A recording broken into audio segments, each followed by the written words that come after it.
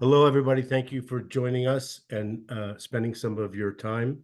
Uh, we have Alex Fredericks today with Arthur's Roundtable. Full disclosure, we've known each other professionally and personally. We're friends, and I'm super excited to have Alex today. We're both in remote locations, but back when I was spending more time in New York City, we spent some time together, and so I'm super glad to be talking about the law of exchange today, which is you're going to find out is much more involved than it sounds. So, Alex and I were just talking. We're going to get into it right now. Alex, go ahead. Let's continue where So, we let off. How this all sure. started. Yeah. So our backstory that we were just discussing was like, how did we get to where we are today? And for me, as somebody that has been in consumer packaged goods, what I'd say the entirety of my career. So I started in the music business, building other people's careers. And when I got out of that, I went into luxury goods, skincare, cosmetics, what have you. And then found myself in the agency world, building other people's lives when the world was going from terrestrial into digital. And inside of that, I found that I was talking the same words, at least from my point of view, to almost everybody that I came across. So there's a difference, as I like to say to people, between having to explain something really complex to simple people or something that's really simple to a complex person. Yeah. And now, in that, you have to understand who you're talking to and what you're talking about. So, to your point, we were just kind of lamenting about what's missing Critical in the thinking world today. skills. Yeah, Yeah. Yeah. critical thinking skills. And I pose this to most people, and it's like the era and the time of age. So we're old enough to remember what famous people were. And you were famous for an accomplishment. You could be Amelia Earhart or you could be Muhammad Ali, right? You had accomplished something. And then came the age of celebrity. And celebrity are people that you herald because they're on such a large platform. They're movie stars, they're rock stars, they're the biggest author or the biggest playwright, not necessarily the best, but the biggest. So you celebrate them, hence the word celebrity. And then we've moved into kind of where we are now, which is the age of the influencer. Now, as a marketing guy, the entirety of my life, I started finding bands in basements and getting them in Madison Square Garden. That's marketing. Yeah. You have to understand the power of influence, and that's the macro and the micro. So, in today's world, I don't have to think, I have to move the needle. It doesn't matter if by me moving the needle, somebody else doesn't learn. Where it used to be for you to be the best at something, somebody had to understand what you're doing. Bobby Fischer was the greatest chess player that the world ever put out. And in 1972 in Helsinki, he kept the entire world captive. But you kind of had to understand chess, and you Yeah. kind of had to understand what the value of that was. Versus today, I can go and say some silly line on the internet and get 100 billion views, and then all of a sudden become the next whatever. And there's no value exchange. So for me, to bring this to where I sit in the world, I came up with a notion of called the law of exchange. And I had an aha moment, as most people do when they find themselves either repeating themselves, not in the sense of being insane, but in the sense of like, well, that's resonating with people. So let me just keep pulling on that thread. Something And works, it keep was, on doing it, right? yeah, exactly. Why fix it? It's not Well, broke. Right. hold on a second. Go back to this. What you're saying, for example, is that if you were a great athlete or a great chess player, then there was real value because they accomplished something. And if you're an influencer, you accomplish something, and that is views. Right. So it doesn't mean that your opinion Well, was it's not, it's just the influence is literally how much you can move a needle on the micro. So a micro, I have 100,000, I have not even, I have 100 people and I can get 10 of them to activate. That's a good percentage of those people. yeah, Versus I have 100 million people and I can get 1 million of them to activate. That's actually not as good as the 100 to 10. yeah, However, by pure volume sake, it is because those million people then have an aggregate of how many people behind them, exactly. right? And you're The just doing this on the the needle. network Now, effect, right? it and not to point out any names, so I'll leave the names out, but I'm an athletic company and I've made hundreds of billions of dollars selling yoga pants, but those yoga pants give you cancer. Right. Now, is that the greatest product? No, but how did I do it? By influence. Yeah. Did anybody stop and think about the material inside of it? Absolutely not. Did they become famous? No, because they didn't make the best. They just made the most influential. They started with celebrity, people that we heralded, and then they moved on to people that could just move the needle, Yeah. right? So there is this in today's world of like critical thinking. Well, first off, it's really hard to swim in rapids. You actually are supposed you're taught to just go with the current and watch out for the rocks. So if you can get your feet out in front of you, it's better than your head out in front of Yeah. you, Yeah. right? Yeah. So you have to give that value to somebody like, man, it's coming so fast and heavy that if you try to swim, you're going to break your arms. Yeah. Right. And then the other side of it is like, where can you discern that there's a tree branch and you can grab it and pull yourself out of that riptide? And if you can do that, then you can begin to think about, do I jump back in? I was moving a lot faster, frankly. Maybe I'll get down a lot faster. Or do you begin to think about standing your ground where you are and building for yourself until somebody can rescue you or whatever the case may be, Yeah. right? And so the fact that critical thinking, like, I was born and raised in New York City, and I was a latchkey kid of Generation X. And if I couldn't critically think, I probably wasn't making it home. Yeah. Uh, Yeah. I mean, just full stop, Yeah. right? As opposed to today, kids don't go outside and they can do whatever they want on the internet. And the cause and effect of the world doesn't include your critical thinking skills. So Yeah. everybody thinking that they're going to be the next what have you isn't based any longer on being famous, which was my rant. I had to be the best at something to be famous at one point. I now just have to move the needle incrementally enough. Speed and velocity, right? Impact velocity is what marketers talk about. How fast and how far and how soon. Well, if I can do that, then I don't actually have to have added value. I just have to have impact score. And if my impact score is falling down, so people share that video, or how many cat videos can you share? Like, what's the end result? It's not critical thinking. Critical thinking is like, did you read the book and do you understand it? And do you agree with the point? And can you go have that conversation at the dinner party? And. So Yeah. It's probably a whole different discussion. And so I'll just mention it and table it. But, one of the things that I found, because not just in business and life, but I have children. And one of the things that I found that those children, thankfully, acquired early on was the ability to adjust to situations. sure. And that skill has served them well. I'm just thinking, and again, we can table this, but for society purposes, if that skill set isn't something that somebody hones, then I think there's risk in just Well, society in general, right? so I've had this conversation with people, and sometimes like I can tell somebody wants to punch me in the face, right? So when somebody tells me that they're a serial entrepreneur, I typically say, "Oh, good, you're good at failing." Mm. Because you didn't say you had multiple exits. You said you're a Right, serial entrepreneur, right. which isn't a bad thing. It means you know how to get up and keep moving on and get up and keep moving on, right? And on the other side, the person that is successful, if you ask them how many times they pivoted from their initial thesis to whatever the go to action was and the success in the market was, it definitely is not the same thing that they wrote in the journal 10 years ago. It Absolutely. pivoted. And Yeah. when you put those two things together, that's actually where success happens, which, for me, and I will try not to make as many references to the fact that, like, I, as my hobby, as my active life, I do Brazilian jiu-jitsu. And when I first started well over a decade ago, I had a grand champion, 15-time world champion at a seminar in a very broken Brazilian accent say to me, you have to learn to flow with the go. And I said, "Don't you mean go with the flow?"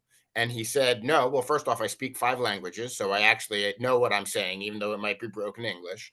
But what I'm telling you is that if you just go with the flow, you're going to fall for anything. But in this sport, you have to learn to flow with the go, meaning you have to be okay where you are until you see the opportunity and then you go for it.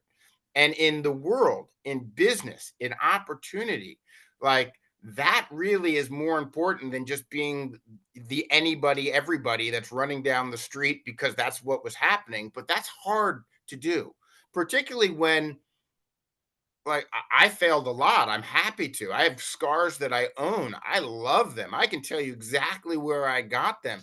And sometimes maybe I was dumb enough to have to learn them twice. Yeah. That's fine. I, Totally. it was okay. I'm still here many years on, and now I own that. So for me, the notion of the pivot and the ability to critical think and to it you know I always reserve the right to change my mind. Right, like So, because the next set of information or facts came in, and I process. yeah, so you may not have read this, but maybe you have. But I wrote something several years ago, and one of the things was, uh, you know, when the facts change, I change my mind. What do you do? Right? It's really Yeah, simple. And what the problem with society at scale right now, I think, and again, I'm not trying to be dismissive of people, but let's just talk about politics for a second. Uh, they feel like that if the facts change, they can't change their mind because they have an ideology that has garnered votes that put them where they are. And so they're afraid to change their mind because they're afraid of losing those votes. So a discerning person would say, well, how can you still have that position if we know the facts are different and the result is much different? sure. Like that, this to me just blows my mind, right? What blows my mind is that people forget the fact that you see what you're shown and you hear what you're told. That's So right. there so therefore, if your slogan, and not making any decry on what somebody's political stance is, but if your slogan is vote blue no matter who, then you're not actually involved. You're Right. just Yeah, just you're you're just you're pushing going with you're the just flow instead of flowing with you're, the flow. exactly. So Yeah, then you can't, the outcome of things is like, so for me, again, like the law of exchange for me came to me in a period of time where I was seeing a lot of similar things. It was actually during the first crypto boom of 16, 17. And if one more person told me that they were a unicorn or whatever the case was, I was like, okay, explain to me how you're the mythical creature. And honestly, are you a rhinoceros? Because that technically would be a unicorn, would it not? Like, what are you? And they couldn't describe themselves. They couldn't talk to me about their DNA or what they really were, or you know, and I started having to speak to people about how do your input is your output. And fortunately for me, because I've been in a lot of worlds, whether it's wellness or woo woo, whether it's entertainment or the boardroom, right? Like you come down to these really simple things like if your intention and your attention aren't matched, then what is your expectation? And how do you manage your expectation if you haven't aligned what your intention and your attention are? And do you understand the difference between the two and how having attention might help you with what your intention is? And without an intention, then your attention is just spinning your wheels. So, in the world of like critical thinking for me, and whether it's politics, which for me I find fascinating because I was a child that grew up in a household that when Sunday the phone didn't ring and after 10 o'clock at night somebody sure as hell have better been dead, right? Like and now and my father was an exceedingly successful litigation attorney, so he clearly was doing his job. And now today, if my phone beeps and boops because there's a sale at whatever, I feel obligated to pick it up for no good reason. yeah, There's it's not anything other than the information. There's no knowledge in it. And the knowledge bases that we used to depend on have been co-opted to a point that we can't even agree on, right? So the individual understanding for me of like what your law of exchange is, like what is your value proposition, what is your exchange rate, do you understand like what a dividend for you is, and not a dividend in like the stock world payment, but like somebody comes to you and your added value and 1 + 1 = 2. Of those two, what else is happening? What else is being engaged in the world? And what I find hysterical as somebody that is a very rambunctious person, I don't ever speak badly of myself. I think that speaking well of yourself is really important.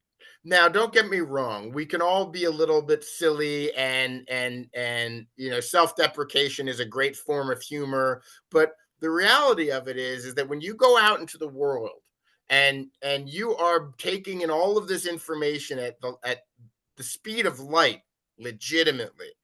We grew up with phones that were attached to the wall, and the best that you could possibly have gotten was a long enough cable to get behind the door and close it. To now, I'm literally getting information attached to nothing. I'm sitting here on a laptop that isn't attached to anything, and we're having a real time conversation. Technically, the It's speed of light. wild. It's That's wild. wild. It is technically the speed of light. Yeah. So if that's the case, then how do I have a discerning management of what my input and my output is? And how do I manage my input? So if I'm a business owner or if I'm a brand, which is really my specialty, like consumer products is really based upon the brand. If you go into a fragrance store, you're buying the box. Let's Yeah. be honest. Yeah. The packaging is gorgeous. It's not the smell because the place has a fake smell plus the 5,000 sprays that have happened. You're buying the box. You're buying how that company is thinking of itself, how it puts itself out. I stole this from someone a couple of years ago, and I wish I remember who it was because I would give them credit. But there is a theory of how to win hearts and minds, and the gentleman called it fate: focus, authority, tribe, and emotions. And I said, that's exactly right. Because if you are in control of your fate, Yeah. then you actually know how to control the person that's next to you, or you know how to convey a thought to somebody. And the exchange rate between you and them has a greater market value. Meaning, it's not some conversation that you just let it and go because I had 5 seconds on the bus. It's something that you held on to, that you integrated into your life. What's the exchange rate of that versus the thousands of hours of flipping through something that you get nothing other than, I love cat videos, but cat videos, you know? So let's go back for a second, and we celebrate entrepreneurs for running through walls and getting knocked down and getting back up and having, failures and multiple exits of success. Or, we in the zeitgeist, that fact pattern exists. So we celebrate those people and want to know about their failures and their successes, but their failures are really instructive. Had had somebody thought about aligning their intention and their, what you say here, and making that alignment, if they thought about that before they just ran through walls? Because we've seen entrepreneurs just say, well, okay, wait a minute, that doesn't work. So I think what you're saying is, if you thought about it and did the alignment, then it would be easier to run through that wall, and you're likely to have more success. Is that fair? I would pose that as a possibility, and I'll also say it this way. Okay, so we've all had recreational good times. Okay, and the thing that people say to you about that is, oh man, it's all about set and setting. Right. Right?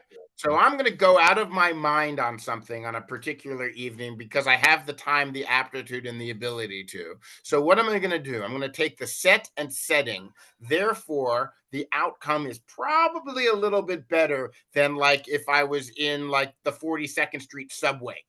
Yeah. Okay. So why would you do that there? Not that you shouldn't, of course, and not do that in your business. Why wouldn't you set your intention and your attention, which by the way, I stole from the woo woo. And I just, all right, shout out to our friend Gino, you of the worlds. And I just, right. And I just added in the expectation because that's the outcome of something. So you set your intention, I got this here, and my attention, what am I doing here? But if I'm not looking at what the expectation is, then I'm crazy. So entrepreneurialism is like starting with a great idea and ending up with something else. Yeah. So if you're setting your intention and expectations as a result of your attention, is it fair to say that you've got to have this ability to adjust along the way, which is what you just said, because you're going to end up somewhere else almost 100%. And it might Yes. just be a little bit somewhere else, but if you're not paying Well, attention to executing, if you're not paying attention to the results of the execution and adjusting accordingly, do you find that people make that mistake often as well? I find that people make that mistake. I've legitimately never seen anybody actually get lucky. I see a lot of people that are said that they are lucky or have claimed to have been lucky, but they're not. They really are not. It's preparation and hard work and just the universe saying, okay, that was a short enough time. Yeah, Or actually, it took you 20 years, but nobody remembered the 20 years because they didn't know you before the gun went off. But right. the second the gun went off, you happen to have been standing there. Oh, by mistake? No, Yeah, I have I either had the attrition to stay in the race. Very important. When I was managing bands and bands would say, "Why not? Why not? Why not?" And I'd say, "Because you're not winning the battle of attrition yet." Because there's a huge list of no, one box of yes. You yeah, haven't eliminated all of the no's yet, and the person that has the yes box just hasn't come across you. I yeah, don't know. Welcome to the world. yeah, But to answer your question in entrepreneurialism, I find that a lot of people don't know how to like really ask their worth. Not in like pay me XYZ, but have done the I know who I am. So if you're good enough and you can apply your trade, you're a programmer, so you know how to keep pivoting. You're a sales guy, so you can keep talking until you found it out. You're a marketer, so you can figure out what the best funnel is. You're a creative, so you can adapt to the new tool or whatever the case may be, right? You have to apply that trade into the world so that the world can tell you the value. And that's where successful entrepreneurs do pivot. It's not the thing that I thought it was, it's the thing that resonated, right? Like harmonics and resonating factor, go listen to music when your hair stands up on your arms. It's yeah, because it legitimately resonates with you. Like it hit a frequency that your body went, yes, please, yeah, right? And entrepreneurs see that, and that's where they begin to move towards, right? And then they stand their ground in that particular space and move forward again. And then something else happens and they smell the pie. Oh, oh, oh. People are really responding to that. And but with that, in those slight movements, they probably still have the intention and they're adjusting their attention. yeah, And then when the attention begins to pick up again, they're like, well, now I'm intending to do this. And I can reset my expectation along that pipeline and I can find what the market holds. It's why the law of exchange for me was like, I based it on markets because if you don't believe that the market dictates the success, then you just don't understand yeah. You how missed things go out of missed the whole thing, right? you miss the whole You can thing. you can create a market, but that's a long road to go. Yes, but the Like, people that don't create markets also understand where the bodies are buried yeah, because they're not doing it in a vacuum. They're doing it on a like that was a great idea, but I know exactly why that failed. right. Or I've done all of the research and I read the 35,000 other patents. I'm going to do it this way, Yeah. right? There's nothing new Remember the under the old sun. old Wall Street saying, "Don't fight the tape." It's Yeah, kind of don't fight the market. Let the market dictate you what's know, in. so I think, and I've said this to anybody that ever wants to listen, I think the most powerful word in the English language is no. Yeah, yeah, And if you're comfortable in saying no, that means the choices you make limit the choices you have. And that's a really good thing yeah, because then you're not distracted. I've seen a lot of people die from optionality or die by rule of committee. It's just the end. But if I made a decision declaratively no, yeah, things move on. yeah, And I can then stand my ground. And what happens when I stand my ground is I become something, right? It really that's where the hard work is done and where people become who they are by standing their ground and earning the scar, as I said earlier, or being able to, be the willow in the storm. and understanding that it's going to take a minute. And back to what we were saying earlier about critical thinking, is that we are so Pavlovian in the call and response of our lives that not many people are willing to go past the bell ringing. They Yeah. just absolutely run for the trap, Yeah. And right? not And only that, there's and we need everybody. So I'm gonna just say something that might sound harsh, but there's a lot of people whose makeup is, I just want enough to get by, and I'm not talking about money, I'm talking about everything, right? And I'll be happy. yep, And we need those mhm. people, not because they serve us, it's just because uh, only so many people can run through walls and risk everything to get to the goal, right? And then fail and then finally succeed. The makeup of so many people cannot withstand that type of pressure.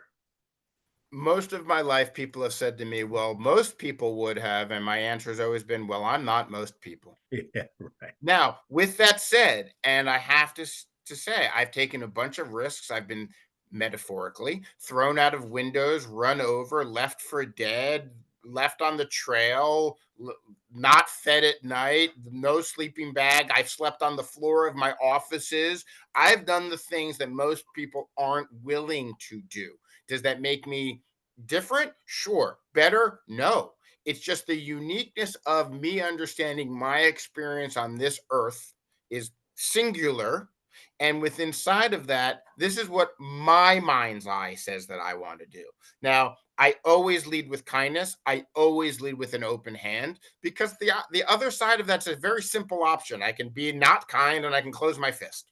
Yeah. But you don't get anything with a closed fist, right? It's really hard to eat with a closed fist. It's really hard to shake someone's hand or to embrace something or learn or pick something up, right?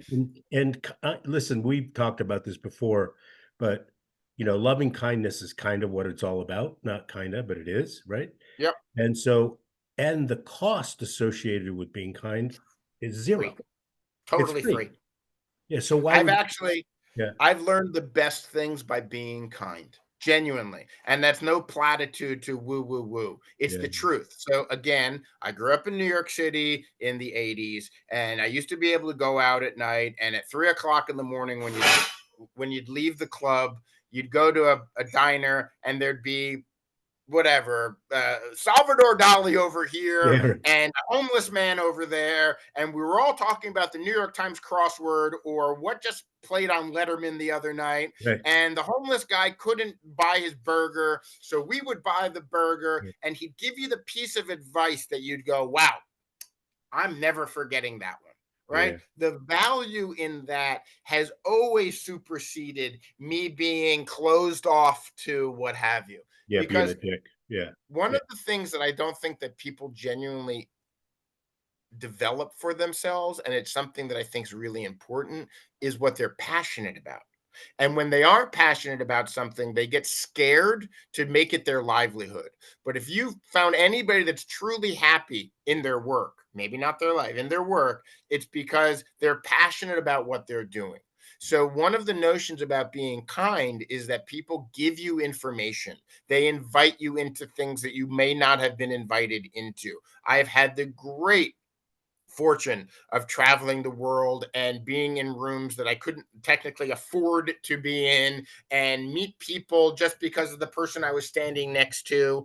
And I've cultivated those relationships into what I'm passionate about, which technically is, for some people, solving problems, but for most people, it's providing a solution. Depends on what side of the coin Yeah. you're on, Yeah. Yeah. Yeah. right? And that's because I always just would say, yes, now what's the question? And Yeah. that's kindness. I mean, it's not like a matter of me emptying my pocket. It's, yeah, no, I want to help. I got 5 seconds. What's Yeah. the question? Oh, yeah, sure. No, no, no. Go over there. It's, and tell them Alex sent you. Yeah, no, it's great. It's great. You're right. And that goes back to what I said earlier. That's the reciprocity side of things. Remuneration, I love money. Who doesn't love money? What a great frequency. It's awesome, terrific.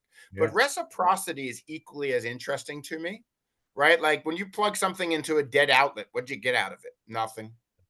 Zero. Yeah. What was the point? None.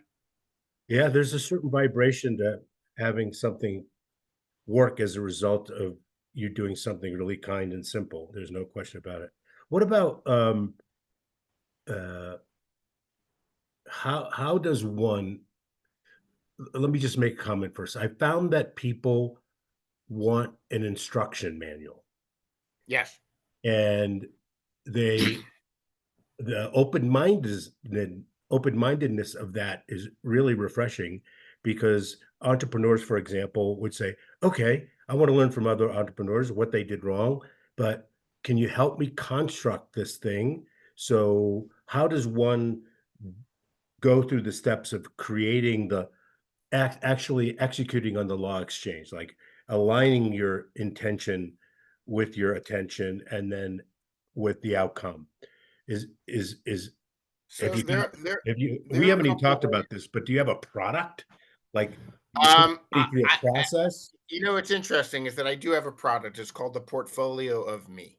Okay. So I am not a cookie cutter person. Yes, I'm in the process of writing what may ultimately become a how-to book. Um, I am a service provider. And the way that I provide service to people is based upon what their needs are. And that would be what I would call my portfolio. What's your portfolio? What do you offer? What are your services? What are your skill sets? How can you solve something for somebody else? Is like saying, I'm company X and I own all of these other companies, right? So for me, it actually is a very simple thing. So I'm sitting here having a conversation with you with a notebook next to me.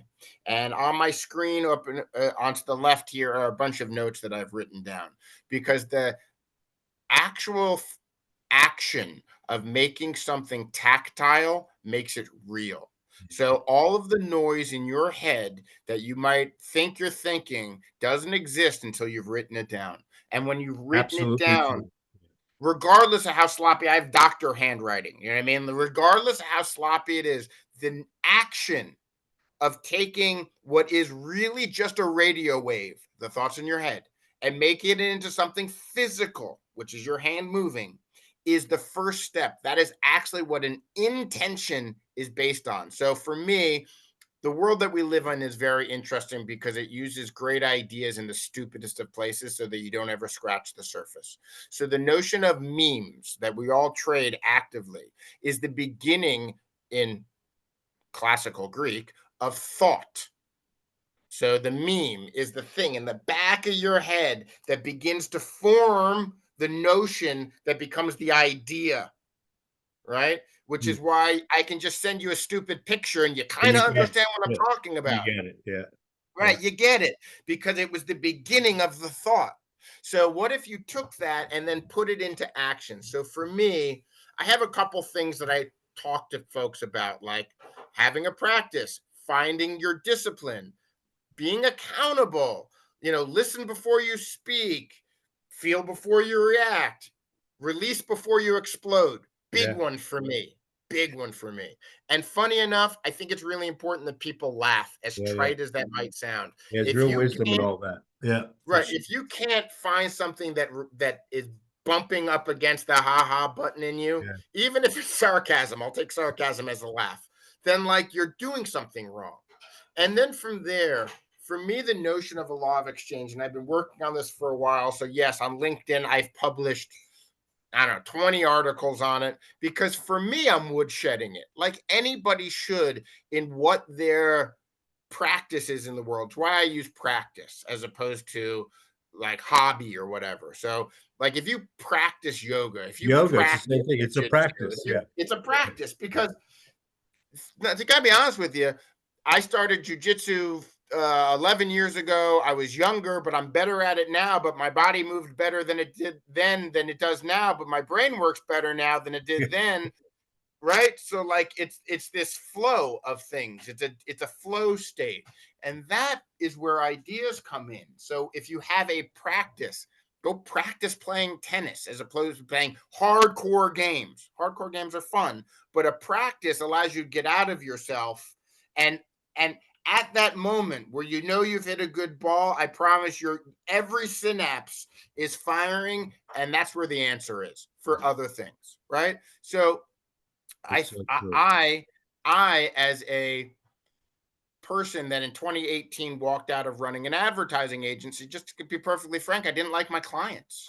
And I was tired of chasing shiny objects for other people, whilst I knew that my craft I can apply to anybody or anywhere. So for the last, I guess, 6, 7 years at this point, I've been applying my craft because I like being a journeyman. It's a stupid thing to say. Like people I tell me don't I'm think an so. entrepreneur. People Yeah, say I'm an entrepreneur. I'm not. I'm a sole proprietor. They're totally different. I wish that I put pens or something. I don't really put pens or something into the world. And that's what I did. What I like doing is building businesses for others. It's why I was in the music business, super dyslexic as a kid, and music made sense to me. I could close my eyes and see it. So if a client or a prospective client, I should say, talks to me about something and I don't get it, I will say I don't get that.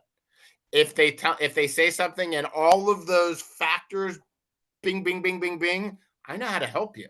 And I know how to bring your value to the market and help you with what would be like an IPO is a great example. As I said, I used to do this in the crypto world when it was the ICO. yeah, But I an see that. IPO, right? An IPO is really important if you're a somebody or a something. You want to be a thought leader. What's your initial public offering? Is there a book? Is there a funnel? Is there a have you decided on what your DNA is? Because DNA is really important, right? It's the difference between, I don't know, like Les Brown and Tony Robbins. They're doing the same thing. It's just different DNA, right? Are you differentiating yourself into the market? Therefore, what your market cap is much different than what your trading value is. Your trading value is for everybody that you interact with. Oh my God. I just met Arthur. He's the greatest guy. You got to talk to him about blah, blah, blah. But when they show up, I actually know this is a fact. FOI has a DNA. And in that, it either fits or it It doesn't. doesn't. Yeah, yeah, And if it doesn't, no harm, no foul, of actually. course. If it does, this is what I can do. This is my program. This is the portfolio. The funny thing you'd said earlier is people call for the phone calls, but that's your liquidity event. That for you is actually what your liquidity in the market is because you don't frivolously waste the value of your shareholders, right? So It's for true. me, that's why I talk that way because everybody wants to be a unicorn. And you're like, do you actually even understand what it takes to do an actual IPO, let alone you walking into a room without and I'd like to pride myself, and I probably will now since I've said it, I have very little speaking foibles. You know what I'm saying? Yeah, So if you can't get rid of those before you're speaking about yourself in a presentation, you are not ready to present. that's true. Unless your 10 slides are absolutely dialed in, which is genuinely what your like price of earning is going to be afterward and what your share equity is prior to, then you're not there. And that's okay because not everybody is going to go onto the internet and all of a sudden, you know, have this great connection to the world because they're so interesting. I have never, I have a very, I say to anybody like they talk to people, I said, well, I'm just not, I'm just not the most comfortable pillow on the bed.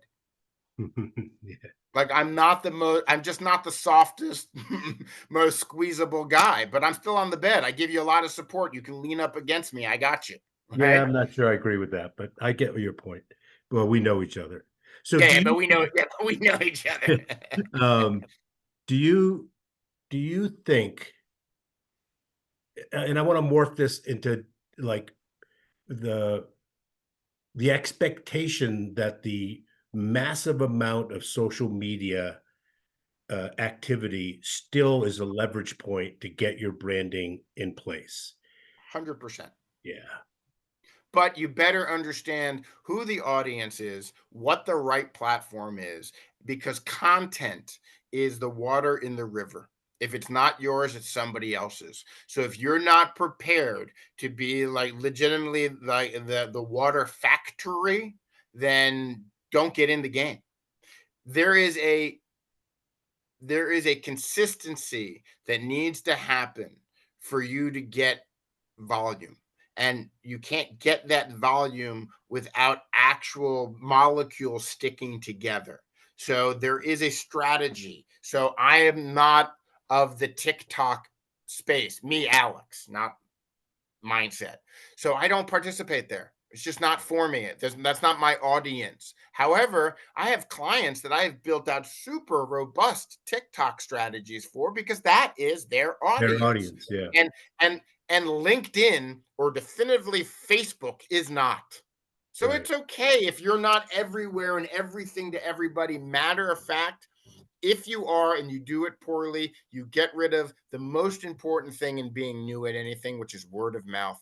Everybody, back to being an influencer, as a micro influencer when I was a kid, and probably still today amongst my friends, I'm the guy that would send you new music. It finds its way to me. Yeah. So I'm the guy that distributes it. So people know that if I've sent you something, you're going to listen to it. And since I'm so good at it, I know how to curate for the individual. I don't send everything to everybody because you don't like whatever, right? You don't like Americana, you like hip hop, right? So I would only send you hip hop, and I'm great at it. And I've always been great at it. So the my my value in the music influence space in my peer group is the best word of mouth there is. And if I just started sending crap to everybody, that's what they're going to think that they're going to get from me. So you don't have to be on every social media platform. There's no value in it unless it resonates and you do it well. Is it important? It's absolutely important because it ties into everything else. Your sales, your shareability, your influence, your how do you get booked, how do you, but if you do it poorly, it's like anything, like you do it poorly. Don't don't mess around with it. Go to the place that is your audience and let your audience, which was my point of the rant, let your audience share it on the other platforms that they're good at because So they're curating for their audience, which goes back to what I was saying earlier. If you have a 10 million people and you get a million people, but those million people have a subsect of another 35 million people. the network effect. So I read a book, and I think I mentioned this to you uh, several years ago, 4 or 5, maybe 7. And I was trying to figure out what seemed to me like a bizarre trend of people following the Kardashians, for example. Like Sure. for me, there was no interesting thing about the Kardashians on any level, but I Sure. wanted to understand how things became viral. And I Sure. read this book. I think I can't remember the name of it, but uh, the explanation. What was the name of it? Contagious. Sure. Um, and that book explained to me in what seemingly was a credible way that the people who follow the Kardashians have the reason why they follow them, aside from being fascinated by their life, is that they get social currency by reposting that with their peer group. And that's what caused it to become viral. Absolutely. So the two most important things in modern culture for me that I see are participatory action, which is what you just described, and aspirational intention. And when those two things bang into each other, oh my God, you're off to the races. So I had my first networked computer in 1983, an Apple IIc. It was networked through Fairleigh Dickinson University on the slowest modem that they put out at the time. And I've been on the internet ever since. Or, sorry, excuse me. I've been on the World Wide Web Right, ever right. since. Okay. In 96, 97, when the internet was hatched, when AOL mailed out a bajillion Yeah, server disks, right. I was on the internet then. And I can tell you that at that exact time and space, the Library of Congress was already digitized. Somehow, some way, some shape, some form, pornography became the number one thing that the internet was known for. Now, one of two things Avenue is that Q. right. Was that an accident? Yeah. No. Or is that me showing the world how much easier it is to teach the rat to pump the thing with something that is completely non-thinking, but just follow the pack. Oh my God, that's a little taboo. I can do it in my corner. Versus, let me go read about whatever, quantum physics, whatever, who cares, right? So when you talk about sensations, it's participatory. As silly as this sounds, amongst men, maybe women, but I'm not one, pornography is pretty participatory. You share it, you talk about it. Oh my God, on that one. All right. Right. And then the aspirational side of it's really important. There's no chance you're getting that person. No chance. Yep. So when people are like, well, the Kardashians are famous for being famous. No, they're not. They're just celebrities. You're celebrating them. And now they've become influencers. They're not famous at all by typical definition.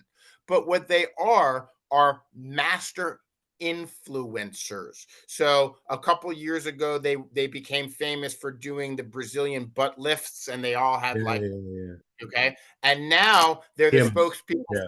for Ozempic. So now, yeah, Wow. yeah. So think about that. That's influence. That's not anything other than that. Now, here's an interesting thing that I live by genuinely, and it's attributed to General Patton, but there's question of whether he said it like this or not. If everyone's thinking the same thing, nobody's thinking.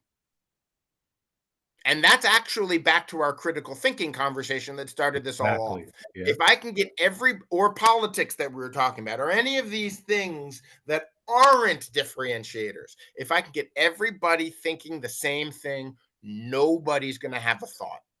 And that's where, for me, what I do, it's why I always talk to people first. The first thing on my list is, what's your DNA?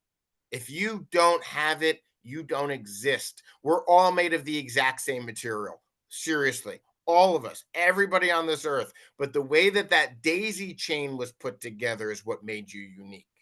And that daisy chain is your DNA. And that's what you are if you're a brand, or you're a talent, or a thought leader, or a product, that's what you are.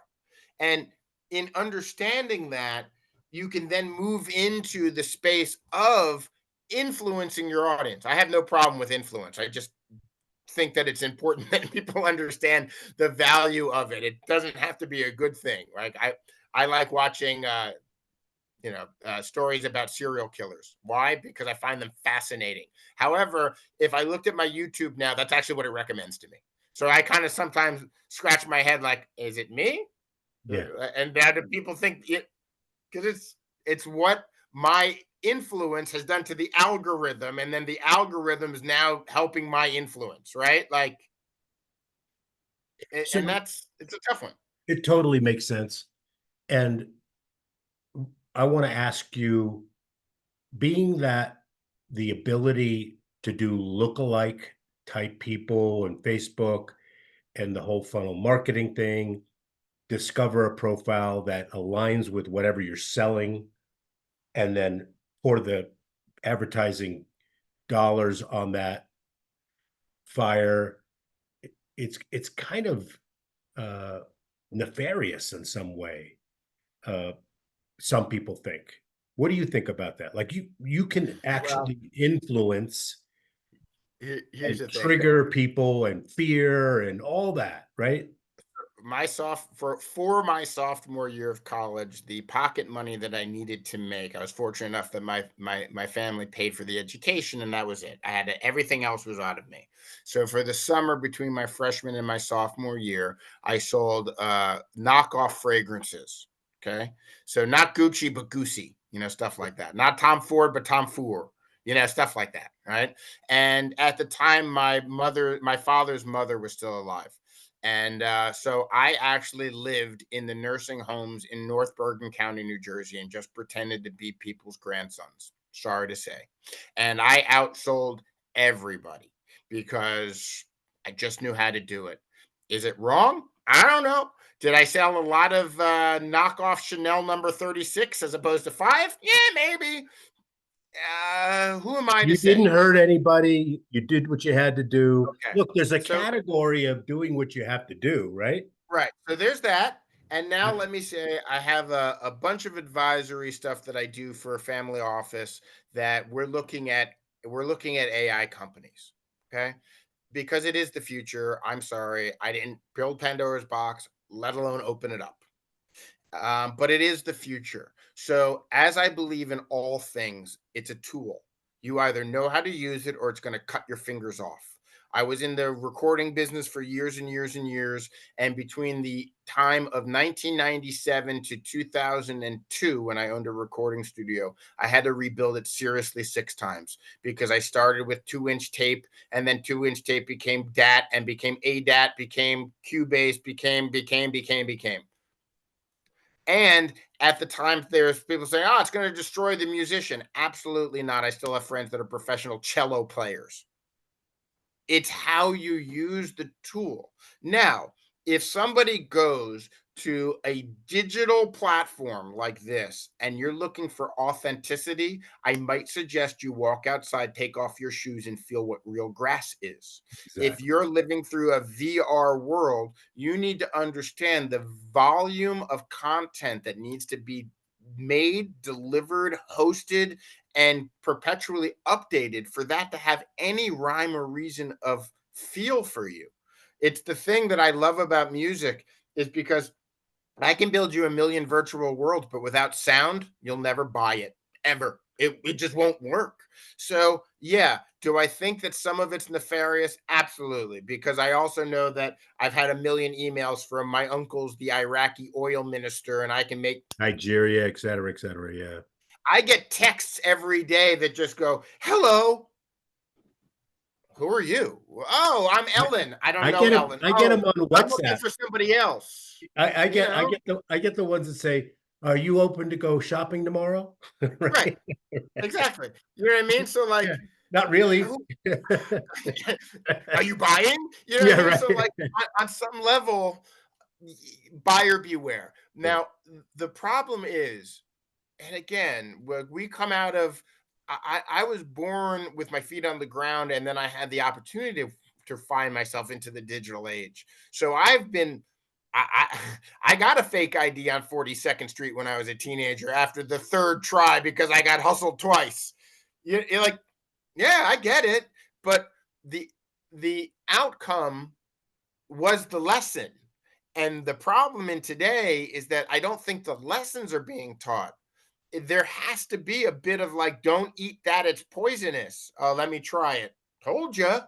Yeah. Like that's how we've survived as a human species. I'd like to believe is that somebody ate some shit and you went, "Oh, I'm not eating that. That did not work out well for them." But if you're doing it in this like silo, how you'll never see the person doing it. So that's the problem for me is that there's no shared Kind of scary. experience. Yeah. Kind of Yeah. scary. Let's wrap it up, but I wanted to ask you if you'd be willing to do one of these on just the whole subject of AI and Yeah. how that Me, sure. is influencing, for example, funnel marketing and So writing content and distributing content and you my I've answer is seen yes. And I just put this out there for the edification of anybody that might listen to this. Okay. So, as I said earlier, I've always lived by the answer is yes. Now, what's the question?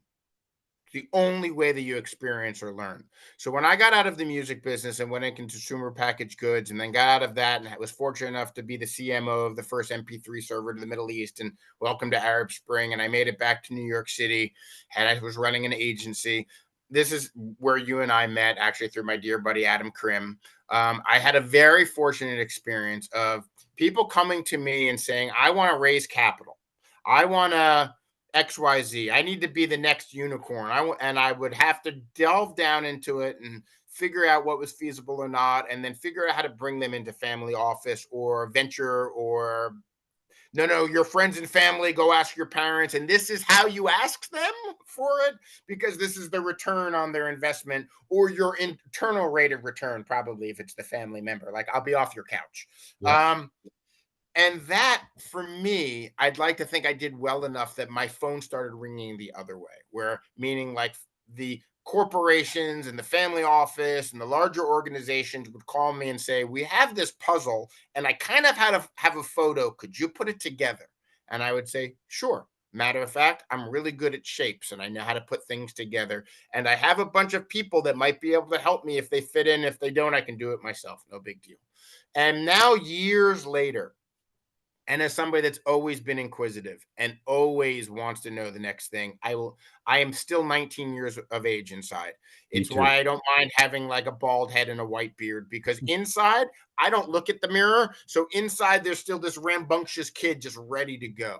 So things like AI for me, I've been studying since I legitimately had to figure out how to use blockchain in 2013, when it was just called organized data and it was being sold by Salesforce and OBI as the next thing for e-commerce, because that's really how they were pushing it. Yeah. And then it evolved into what it is today. So AI to me, or computer learning, actually, depending upon what type of platform we're talking about, is tomorrow. Now the trick of it is like, if you go get a self-driving combine and it starts destroying your crops, that's your problem. You might want to get the greatest version of the combine that you at least still sit in the cab and watch what it's doing. Yeah, And that's you can hit the the manual yeah, over. man. Right. And that's my feeling on most things. So I'm very active in the space. As I said, I do some consulting for a fund that we are very active in that world. And I find it fascinating because I think that, what, if anything, if anybody took anything back from COVID, it should have been, oh, I can do that myself. And if you're not thinking about how you do it yourself, I don't care if it's growing your own food or running your own business or looming your own clothes, for goodness sake, it makes no difference to me. And that's what AI should be for me. As like anybody that comes across this is like, what are these guys talking about? The power of yourself and the law of exchange is about understanding what it is you offer to the world. And as soon as you can understand that, you know where the word no is. It's not a bad thing. It's a great thing. If you say no to somebody, they'll come back. If you say maybe to somebody and you waste their time, you will never see them again. That's And true. if you say yes to somebody and you can't deliver on it, No, it's over. just Yeah. it's over. Yeah. Right. So Not I'd only love to over do this them, again it's and over talk about for that. their people, right? Yeah, it's over for everybody. Yeah. It's over. Yeah. There's a I'll finish on this. And I love quotes from other people. Lou Holtz once said, "When all is said and done, more is said than is done." Be Totally. the opposite. Yeah. Just be the opposite person. Yeah. Just do it. Don't talk about it, do it. And So, that couldn't be more true today than it was when he said it. if Uh, you're that person, if you're the person that can actually deliver, man, you're gold. yeah, You're gold. totally. So, Alex, so the uh, this is so in line with our, we have similar thinking. So I appreciate you talking to us about this, and I hope we can do it again. And if we can, the AI subject, I think, is, to me, I've been so fascinated, for somebody that doesn't program and has some understanding of a lot of this stuff. And I've used some of the AI. I use ChatGPT daily. It's absolutely mind blowing how efficient it is, and yeah. the prompts are important and all that. You Which know, it's interesting. So, like you, like me, I'm willing to bet that you, like me, I have a treasure trove of things I've written over the years, documents, papers, thought experiments, whatever. And that's what I use ChatGPT for. I'm not asking it to give me a something to think about. I have conversation with it because I understand it's just the fastest search engine there is. It's really all it is. yeah, And it being able to give me 100 references in the time that I could write out the 3 paragraphs, and I start with my template. This is what I'm thinking about. This is how I have framed it. What would you do? So what I do a lot on LinkedIn is I write my articles. I use it then to edit my article. And the best thing that I've ever had it do for me, and I say this because people compliment me on it, is then I then say to it, could you give me a short list of books that fit this topic? And it gives me a list of 10 books that I then give to my audience, and don't listen to me, yeah, go read the books. And it's they're not perfect. my books, they're other, and people thank me for that. Like, how did you do that? I just asked a question to a robot. And then it Like, answers it instantaneously. One of the things and he that's gets the happened, description of the book because it's just pulling it from the it's all it's publisher. doing. And in a short period of time, ChatGPT went from not really being able to give you credible sources to now Perplexity, for example. I don't know if you use that, Yep. actually lists amazing sources that are credible, and they used it to actually develop or edit whatever you're doing. Like, it is Yeah. amazing. It's Yeah, talk amazing. Yeah. about, it's like a research assistant, 10 research assistants right on staff. It's crazy. Truth. Yep. All right, man. Super Thank good you, to sir. see you. This is And fun. we'll Appreciate do it. it again. Okay. Look Thanks. forward Thank you, to it. everybody. We'll talk to you soon. Take care. Bye.